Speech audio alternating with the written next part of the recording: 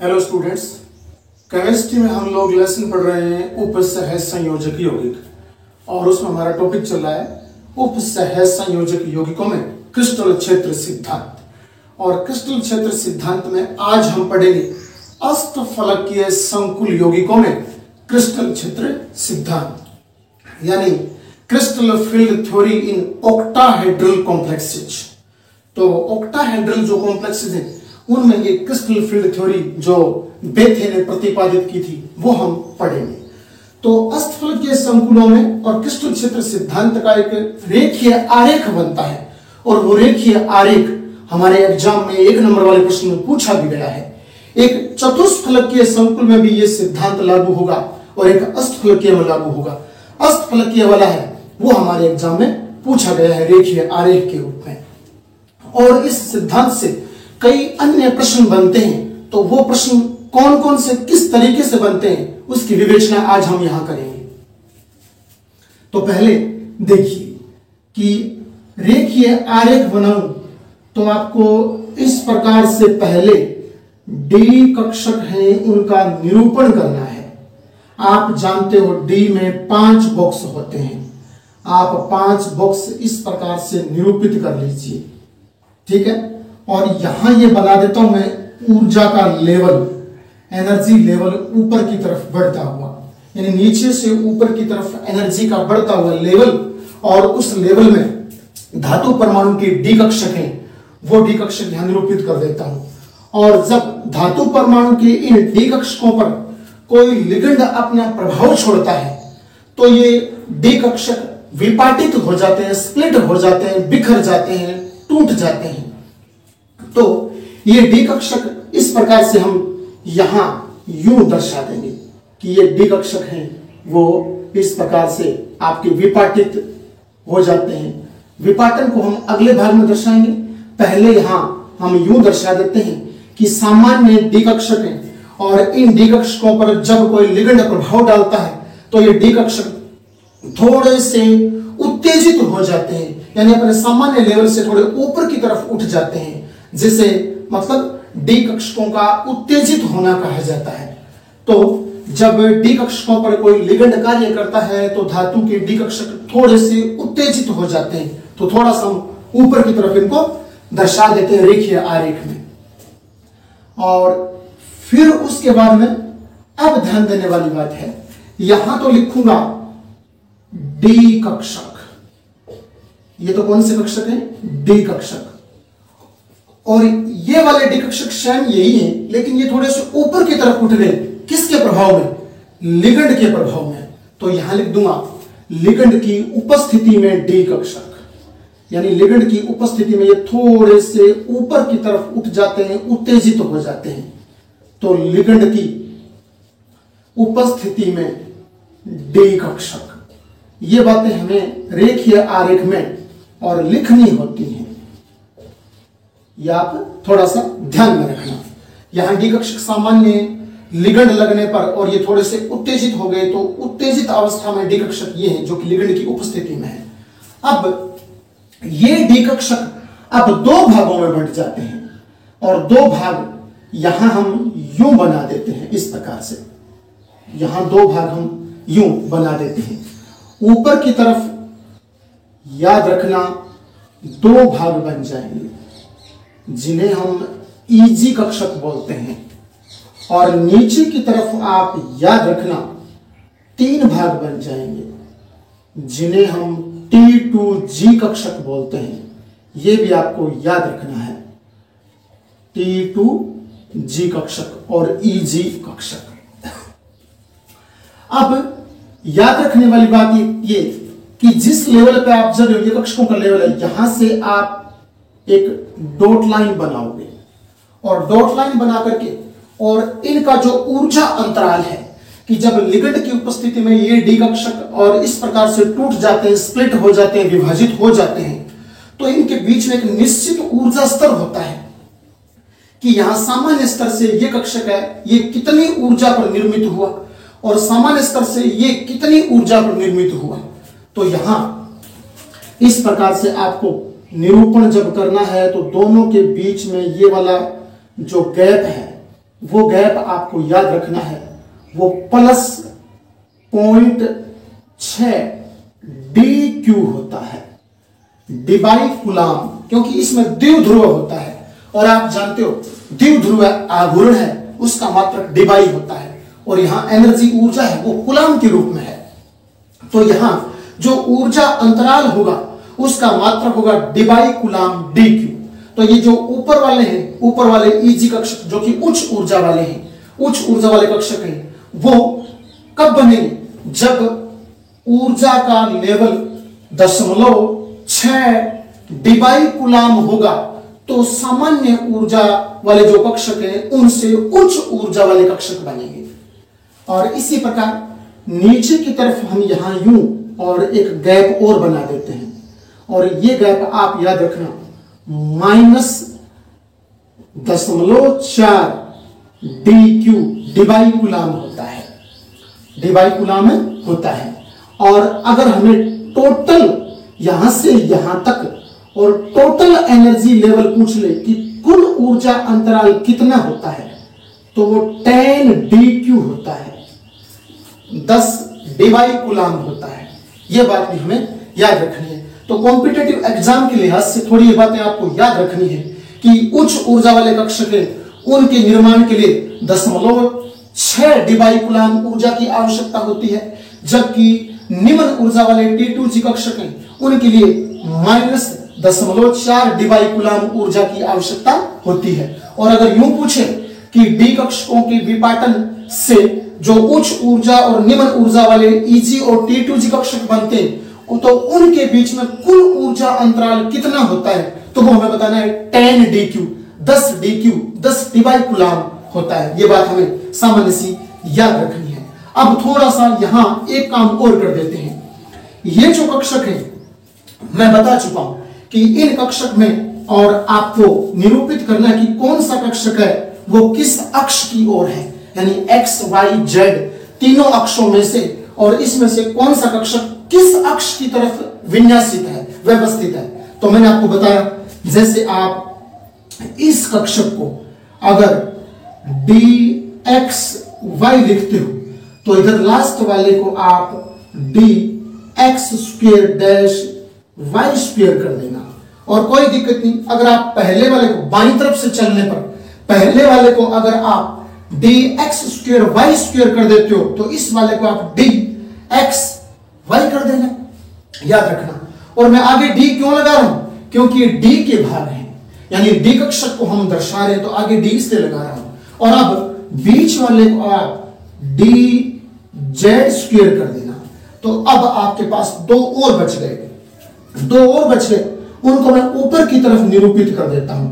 जैसे इसको अगर मैं DXZ बोलूं तो इसको मैं DYZ बोल दूंगा, इसको मैं DYZ बोल दूंगा। आप आगे पीछे कैसे भी कर सकते हो, इधर वाले को DYZ कह सकते हो तो इधर वाले को DXZ बोल देना, कोई फर्क नहीं है।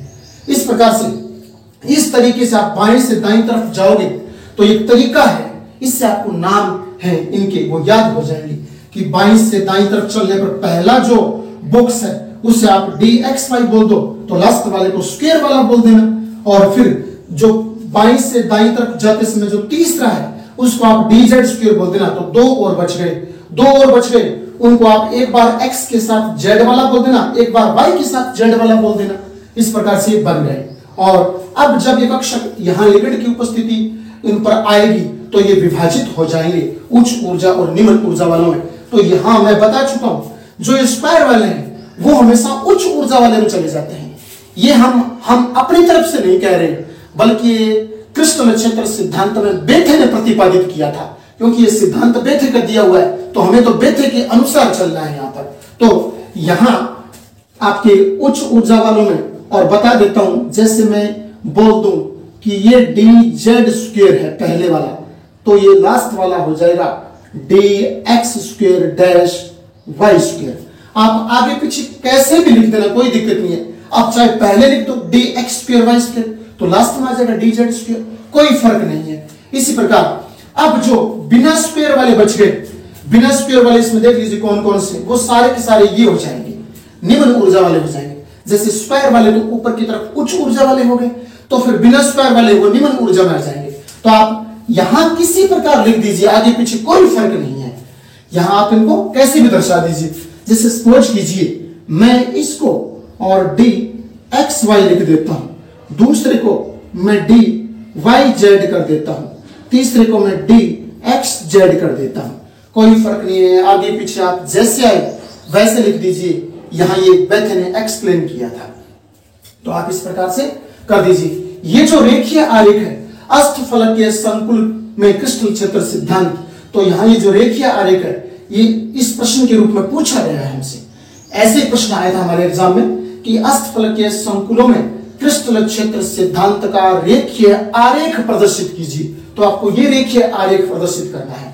और मैं यही बता देता हूं कि जब यहां आपको चतुष्फलकीय पूछे, चतुष्फलकीय संकुलों में क्रिस्टल क्षेत्र सिद्धांत, तो इतना तो सेम बनेगा, सेम ये नाम आ जाएंगे, लिगेंड की उपस्थिति आ जाएगी, लेकिन यहां हमारी जो प्रक्रिया वो बदल जाएगी। कहने का अर्थ T2G नीचे की बजाय ऊपर चले जाएंगे और EG ऊपर की बजाय नीचे आ जाएंगे, और नामकरण वही रहेगा, ऊर्जा अंतराल वही रहेगा, प्लस वाला प्लस की तरफ, माइनस वाला माइनस की तरफ, वो वैसा का वैसा रहेगा। लेकिन चतुष्फलकीय आपको याद रखना है, वो चतुष्फलकीय वाले आगे बताऊं जो, लेकिन वो एग्जाम में कभी नहीं पूछा गया, और एग्जाम में ये 2 बार पूछा गया है, रेखीय आरेख 2 बार पूछा गया है। और अब इस रेखीय आरेख पर प्रश्न कैसे बनते हैं वो हम यहां हल करेंगे। क्रिस्टल क्षेत्र सिद्धांत से संबंधित प्रश्न कैसे पूछे जाएंगे, अब हम वो बात करते हैं। तो देखिए, जैसे मैंने प्रश्न लिखा है इस प्रकार से प्रश्न आपके सामने दिया हुआ होगा, और वो हमें CFT यानी क्रिस्टल फील्ड थ्योरी अर्थात क्रिस्टल क्षेत्र सिद्धांत के अनुसार और हमें हल करना है। तो सबसे पहले इस प्रकार का यौगिक आपको दिया हो तो आप क्या करोगे, उस यौगिक में जो केंद्रीय धातु परमाणु है उसका आप ऑक्सीकरण अंक निकाल लीजिए। और ऑक्सीकरण अंक निकालते समय आपको जिस प्रकार से मैं यहां लिख रहा हूं सेम आपको मेन कॉपी में ऐसा का ऐसा लिखना है। जैसे x + 6, यानी इसको तो x माना, यहां प्लस का निशान, पैरों वाली 6 संख्या पहले आ गई। H2 आप जानते हो उदासीन होता है, जल तो शून्य होता है, और बराबर देखिए ऊपर 2 आवेश है तो बराबर प्लस में 2 आ जाएगा। आप जानते हो इस सारे को मैं हल करूं तो x बराबर +2 बन जाएगा। कहने का अर्थ इस Fe का, लोहे का, इस आयरन का ऑक्सीकरण अंक +2 आ गया, तो +2 ऑक्सीकरण अंक आ गया, तो हम इसे तो मिटा देते हैं, हमें वहां मेन कॉपी में ये लिखना होता है। तो इस प्रकार से अब मैं यहां Fe +2, आप जानते हो Fe 26 नंबर पर आता है। लोहे का परमाणु क्रमांक 26 होता है आवर्त सारणी में। तो आप इसका विन्यास लिखोगे तो आप जानते हो 1s2, आपने 11th में पढ़ा है 1s2, 2s2, 2p6, 3s2, 3p6, 4s2 और 3d, यहां इकाई का अंक 6, 3d6 हो जाएगा। इस प्रकार से आप थोड़ा ध्यान रखना। ये तो मैंने पूरे आयरन का इलेक्ट्रॉनिक विन्यास लिखा है। अब मुझे तो +2 बनाना है। +2 का अर्थ है कि 2 इलेक्ट्रॉन अंतिम कोष से निकल गए। तो पहले अंतिम कोष तो बड़ी क्वांटम संख्या वाला होता है, तो यहां बड़ी क्वांटम संख्या देखिए, 1 मिनट, बड़ी क्वांटम संख्या यहां 4 आ रही है, फिर 3, तो इसे एडजस्ट कीजिए वापस फिर। तो यहां सेम का सेम ये हो जाएगा, और यहां आ जाएगा 3d6 4s2। अब देखिए +2 का अर्थ है अंतिम कोष से इलेक्ट्रॉन निकलना। तो आप जानते हो इलेक्ट्रॉन जब निकलते हैं तो अंतिम कोष से निकलते हैं, इलेक्ट्रॉन जब आते हैं तो अंतिम कोष में आते हैं। तो यहां अंतिम कोष 4s है, तो इसमें से 2 इलेक्ट्रॉन निकल जाएंगे, तो यहां 0 हो जाएगा। तो मैं यही लिख देता हूं, इसको आप इस प्रकार से पहले से यूं ही लिख देना। और अब देखिए यहां मेरे पास D बच गया, भरा हुआ D है, 4s तो खाली है। जो खाली होता है उसके जस्ट पहले वाला भरा हुआ देख लीजिए आप, तो D भरा हुआ है, D भरा हुआ है। तो अब ध्यान दीजिए, इस D को निरूपित करेंगे किसके अनुसार, CFT के अनुसार। हमें प्रश्न में दिया हुआ मिलेगा CFT के अनुसार, तो CFT के अनुसार ही करना है। तो फिर देखिए कैसे करेंगे। जब आप CFT के अनुसार हल करो तो आप ये 3d6 है, इस D को आप यहां यूं बना लीजिए। आपने D का बॉक्स यूं बना लिया, कितने 6, आप उसमें एक इलेक्ट्रॉन पहले भर दीजिए और फिर युग्मन शुरू कर दीजिए तो 6 पूरे हो गए। अब उसके बाद में ध्यान देना, इस पर आप लिगेंड लगाओगे, यानी डी कक्षकों पर। कहने का अर्थ Fe है, Fe के डी कक्षक है और Fe के साथ लिगेंड कौन सा जुड़ा है? H2O, एक्वा लिगेंड जुड़ा हुआ है। तो फिर इस डी कक्षक के इलेक्ट्रॉनों पर यहां जो लिगेंड है वो कार्य करेगा, और कार्य करेगा तो उसकी वजह से ये डी कक्षक थोड़े से उत्तेजित हो जाएंगे। तो हम यूं करते हैं, डी कक्षकों को थोड़ा सा उत्तेजित अवस्था में और यहां इस प्रकार से यूं दर्शाते हैं, और यूं दर्शाते कितने इलेक्ट्रॉन? 6, तो 6 इलेक्ट्रॉन सेम के सेम यहां यूं भर देते हैं, और यहां तो लिख देते हैं कि 3D कक्षक। ये कौन से वाले हैं?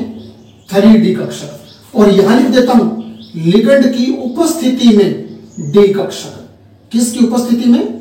लिगेंड की उपस्थिति में और आपके डी कक्षक।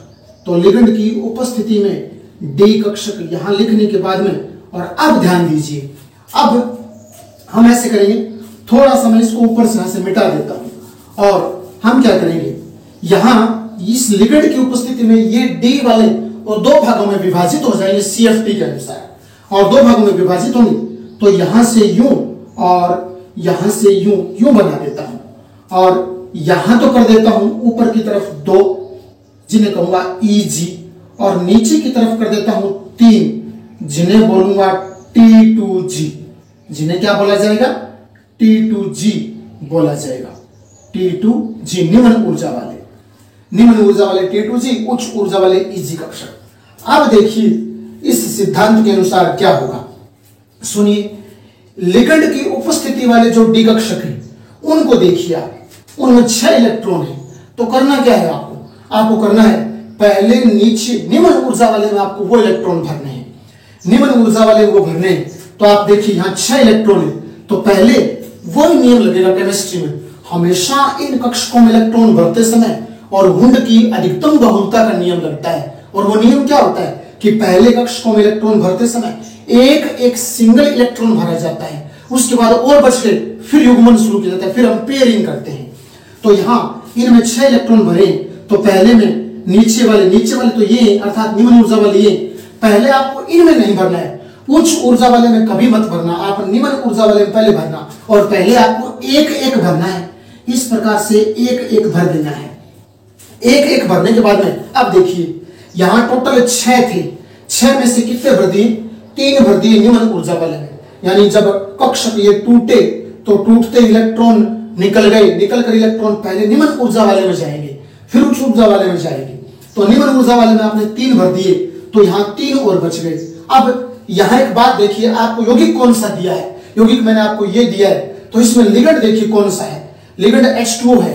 H2O दुर्बल होता है, सारे के सारे हैलोजन और H2O दुर्बल होते हैं। तो ये दुर्बल होते हैं, जब यहां आपको यौगिक में दुर्बल लिगेंड दिया है तो ध्यान देने वाली बात है, आप निम्न कक्षकों में इलेक्ट्रॉन भरने के बाद और एक इलेक्ट्रॉन उच्च कक्षकों में भर दोगे।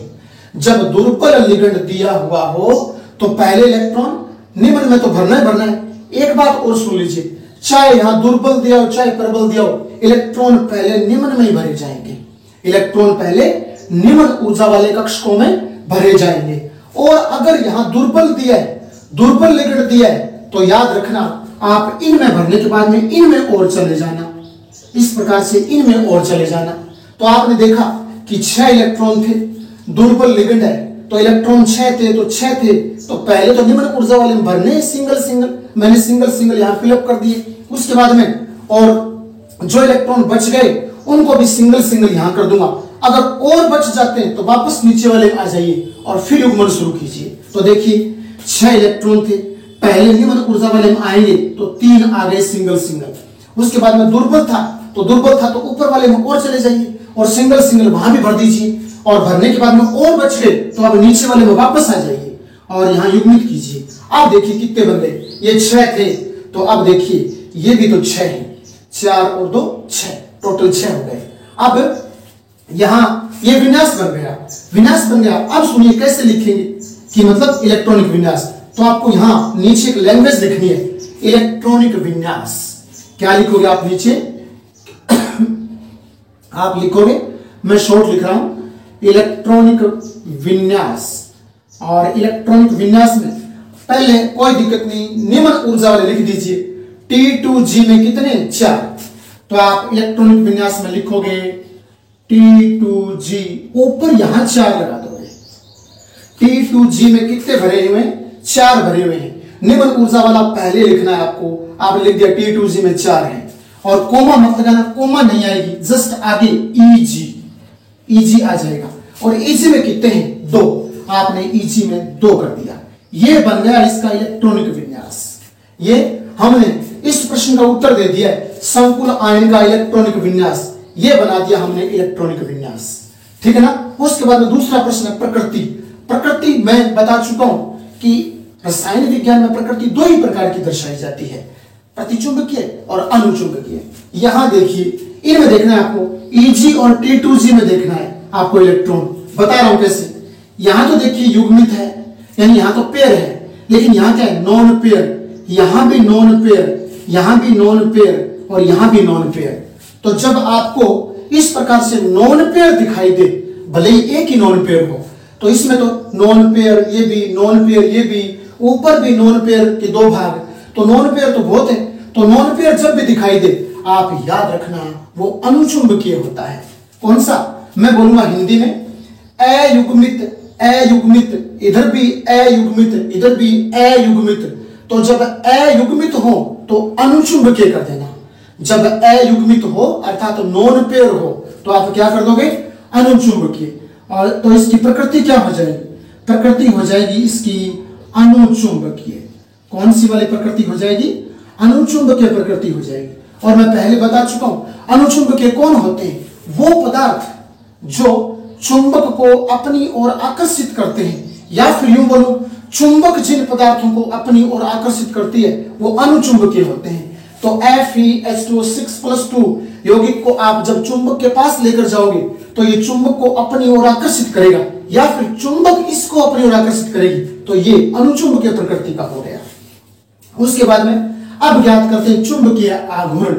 चुंबकीय आघूर्ण जब ज्ञात करें तो याद रखना इसका एक सूत्र होता है, और μ और n+2 और उसके बाद में इसका रूट, और इसका मात्रक होता है कैपिटल B और M। ये मात्रक है बोर मैग्नेटॉन। चुंबकीय आघूर्ण का मात्रक बोर मैग्नेटॉन। बोर और मैग्नेटॉन 2 रसायनज्ञ थे, रसायन वैज्ञानिक थे, उनके नाम पर इसका मात्रक रखा गया है। तो चुंबकीय आघूर्ण का मात्रक बोर मैग्नेटॉन। अब यहां आ जाइए, ये n है, स्मॉल n। स्मॉल n का अर्थ है अयुग्मित इलेक्ट्रॉन की संख्या, अयुग्मित इलेक्ट्रॉन की संख्या। यानी याद रखना आपको, number of non pair electron. ये number of non pair electron है। आप कहोगे कहां देखिए? इनमें देखिए, EG और T2G में देखिए कितने नॉन पेयर आपको दिखाई दे रहे हैं। मेरे को यहां 1 2 3 और 4 नॉन पेयर दिखाई दे रहे हैं, सिंगल इलेक्ट्रॉन दिखाई दे रहे हैं। तो n क्या है? n है सिंगल इलेक्ट्रॉन की संख्या, नॉन पेयर इलेक्ट्रॉन की संख्या, अयुग्मित इलेक्ट्रॉन की संख्या। तो यहां 4 सिंगल इलेक्ट्रॉन है, तो सिंगल 4 है, तो यहां n के स्थान पर 4 रख दूंगा। यहां 4 रखा, यहां भी 4 रखा, और ये 2 रखा, और रूट लगा दिया। और इस प्रकार से अब देखिए, 4 और 2 6, 6 चौका 24, और 24। इस प्रकार से जब इसका रूट निकालेंगे तो आ जाएगा 4.82 Bm, 4.82 Bm। तो चुंबकीय आघूर्ण का मान 4.82 बोर मैग्नेटॉन प्राप्त हो गया। तो अब इस प्रकार से हम ऐसे प्रश्न हल करेंगे। तो दोबारा रिपीट करता हूं, ऐसे प्रश्न जब दिए हो, यहां पर्पल लिगेंड भी आपको देखने को मिलेगा, ऐसा एग्जाम्पल भी हम पढ़ेंगे। और यहां आप दुर्बल है, तो देखिए जब ऐसा कोई आपको आयन मिले तो सबसे पहले आप केंद्रीय धातु परमाणु का ऑक्सीकरण अंक ज्ञात कर लीजिए। वो ऑक्सीकरण अंक ज्ञात कर लो, उस ऑक्सीकरण अंक के अनुसार उस पर जितना आवेश आए अंतिम कोश से वो इलेक्ट्रॉन बाहर निकाल दीजिए।